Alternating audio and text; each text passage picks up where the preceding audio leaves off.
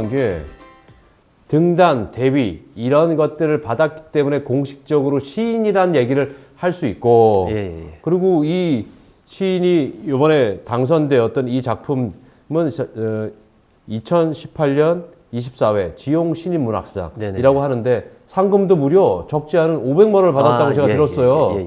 이게 사실 쉬운 일이 아니라고 저는 생각합니다.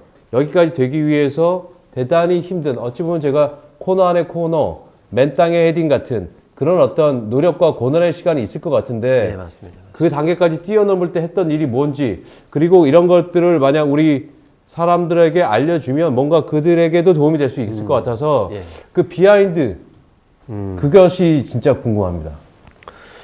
제가 말씀드릴 게 비하인드가 될 수 있는지 모르겠어요. 저는 그냥 너무나도 뻔하고 너무 당연한 얘기를 하게 될까봐 사실 좀 걱정이긴 한데 제가 등단한 지용 신인 문학상이라는 거는 이제 정지용 시인의 어떤 문학 정신을 기리고자 그 정지용 시인의 고향이었던 옥천군하고 그 지역에 있는 이제 동양일보라는 신문사가 함께 주관을 해서 이렇게 신인을 뽑아주는 그런 데였고요.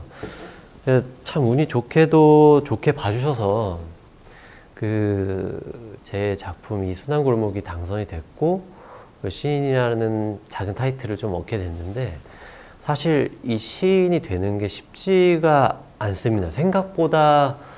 왜냐하면은 많은 이런 등단 창구들과 채널들이 있긴 하거든요. 대표적인 신춘문예랄지. 예, 맞습니다. 신춘문예 그리고 대표적인 문학 잡지들 문예지 그리고 여러 또 다른 이제 이런 신인상들이 있는데 문제는 이 등단 제도라는 것 자체가 이거 어떻게 보면 명과 암일 수도 있는데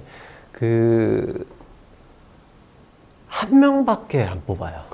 오 마이 갓. 한 대회당 딱 한 명만 뽑아요. 신춘문예도 그렇고 문예지에서도 그렇고 단 한 명의 당선자만 뽑습니다. 그렇기 때문에 뭐 대상, 최우수상, 우수상 없어요? 없습니다. 예, 그렇기 때문에 정말 최종심까지 가서 떨어지신 분들은 정말 가슴이 많이 아프고 진짜 많은 박탈감이라든가 어떤 그런 가슴에 상처를 안고 한동안 진짜 헤어나오지 못할 정도로 어느 정도 기간까지는 특히나 최종심 심사평은 항상 실리거든요.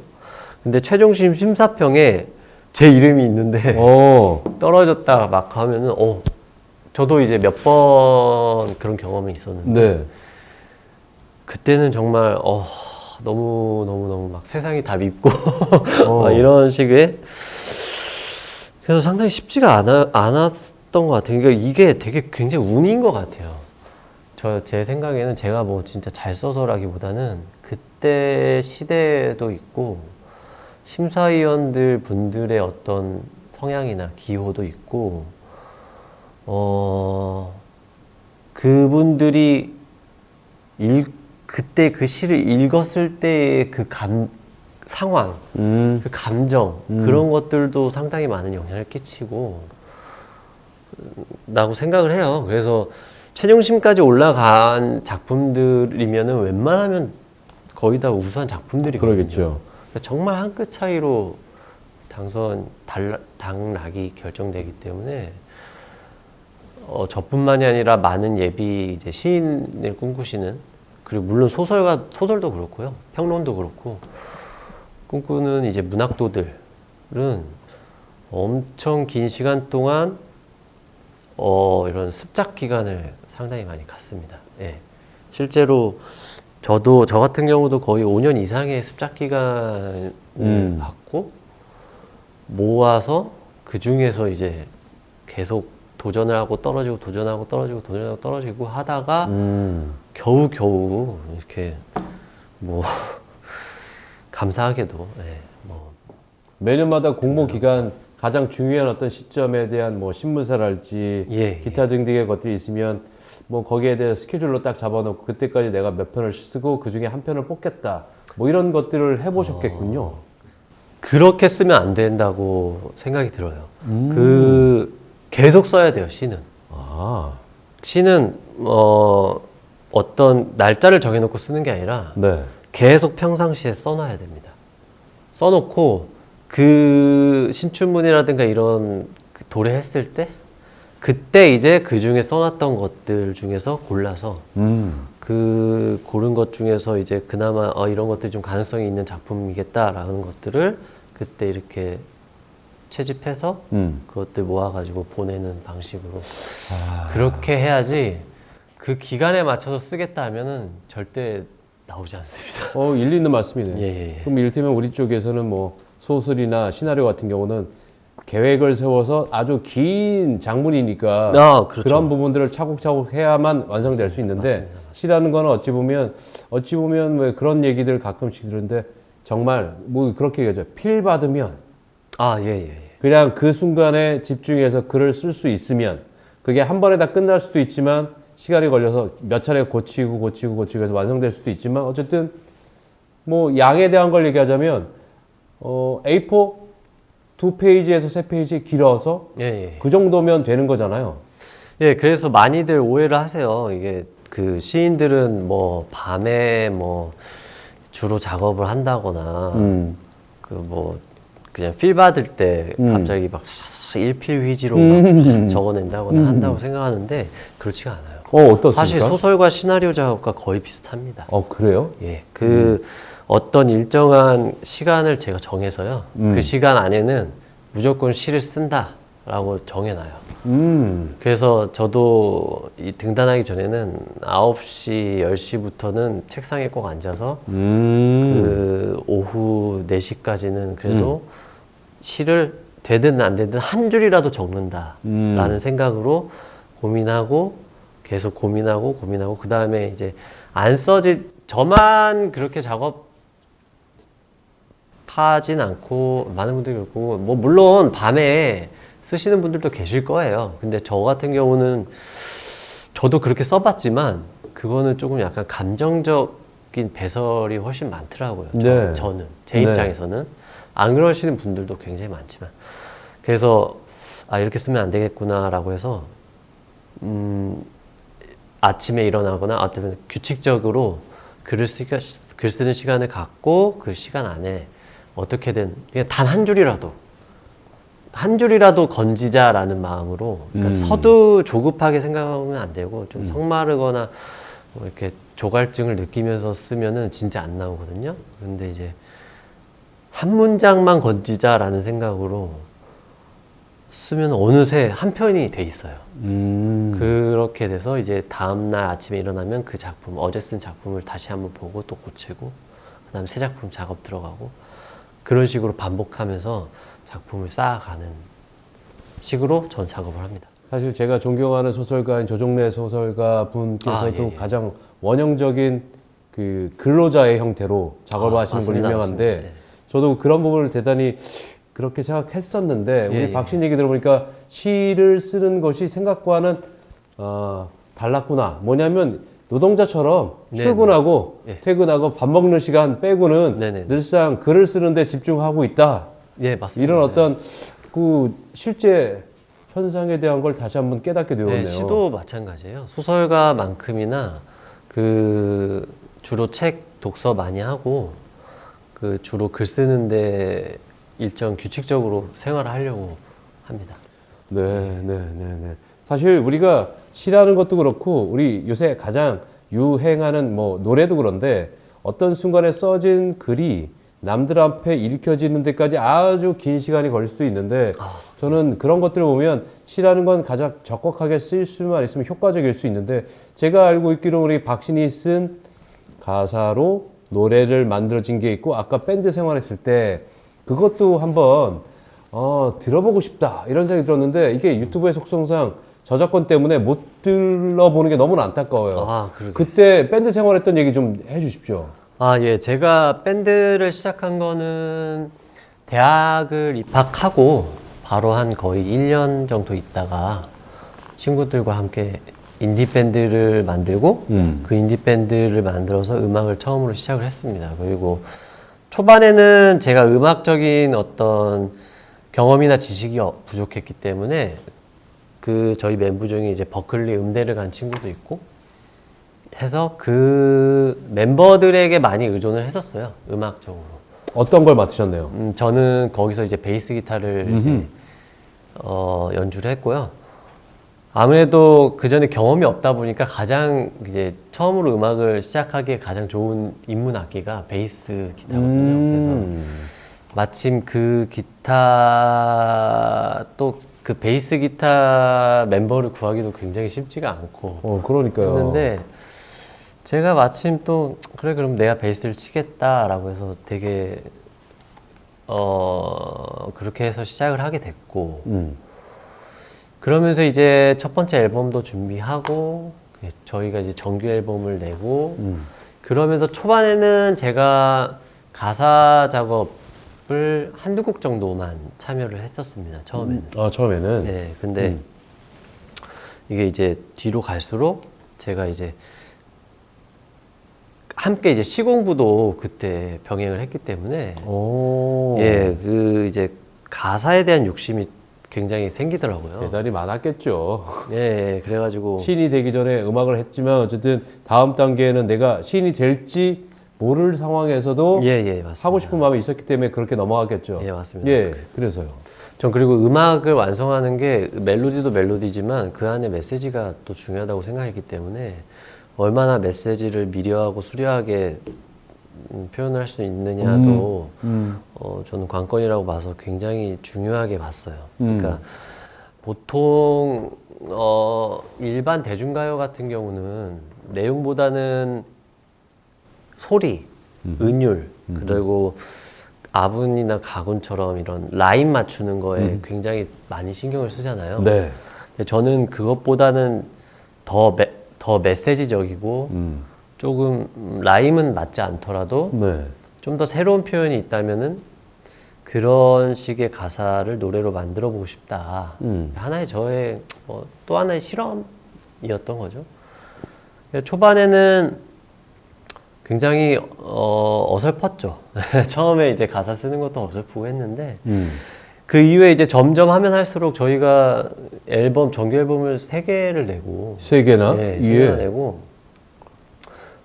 UEL의 스케치북도 출연을 했었고요. 출연도 했고요. 그리고 여러 해외 페스티벌도 저희가 초청에 받아서 공연도 하고 그리고 국내 페스티벌 뭐 대표적으로 펜타포트나 그린 플러그드, GMF 등 이런 거에도 출연을 했었거든요. 네.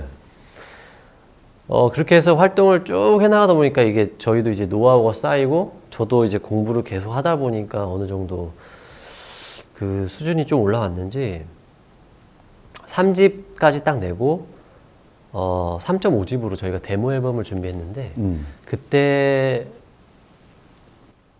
나온 음악 중에 파도의 꽃들이라는 곡이 파도의 꽃들. 예, 파도의 꽃들이라는 곡이 있는데 특히 그 곡에서 제가 느낀 건 우리 밴드가 어느 정도 수준에 왔다, 다다랐구나 라는 걸 느끼게 해준 작업이었어요, 그게.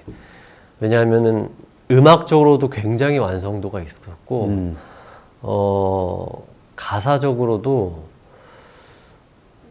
상당한 수준에 올랐구나. 우리가 이제 드디어 이제 음악으로서 예술을 하고 있구나라는 어떤 좀 인식을 좀 얻었었습니다. 그때는 좀 느꼈고 그래서 그 곡 물론 지금까지 계속 쌓아온 곡들 중에도 아주 좋고 제가 애정하는 곡들이 참 많은데 그 중에서 제가 제일 작업에서 제일 아끼는 곡, 이 곡이 진짜 우리 밴드 폼부스라는 폼부스. 네, 밴드명 폼부스라는, 폼부스. 네, 밴드명은 폼부스라고 하는데 그 폼부스로서의 어떤 정체성에 가장 정확하게 와닿는 곡이 아닐까라고 해서 파도의 꽃들이라는 곡을 저는 좀 여러분께 한 번쯤 유튜브에서 찾아서 들어보셨으면 하는 바람이고요.